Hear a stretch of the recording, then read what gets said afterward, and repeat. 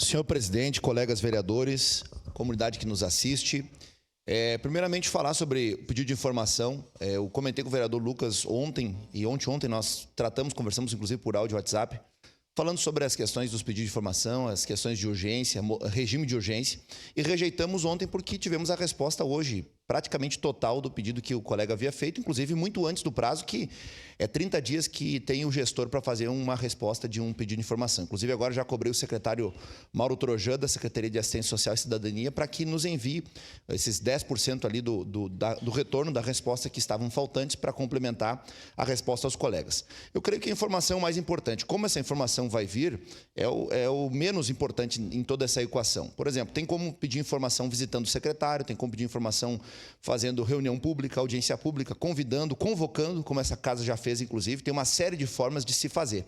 E eu vou lhe dizer, ex-secretário Fius, hoje colega vereador, eu aprendi uma coisa com o deputado Pepe Vargas. Segunda-feira à noite nós tivemos aqui uma reunião pública com o pessoal do Monte Ibérico, e ele falou algo interessante, ele disse, olha, nós convidamos o governo do Estado. Como o governo do Estado não se dispôs a vir e mandou só a CSG aqui para ter que dar o rosto no plenário com todas as pessoas que estavam aqui, nós vamos fazer um novo evento, agora nós vamos convocar. É assim que se constrói, de maneira responsável. Você vai de maneira paulatina, exaurindo os fluxos administrativos, até chegar ao ponto que você precisa judicializar, se for o caso. Os instrumentos estão aí para ser utilizados. Então, eu acho que a prudência na política ela é uma virtude, na vida ela é uma virtude, especialmente na política ela é uma virtude. Daqui a pouco nós vamos falar sobre o PPP da educação, eu quero lembrar. O mesmo responsável por escrever a matéria de ontem teve que se retratar tempo atrás porque disse que Caxias não tinha atingido 25% na educação. E depois foi uma notinha de rodapé lá só para se retratar da informação, da inverdade que foi divulgada.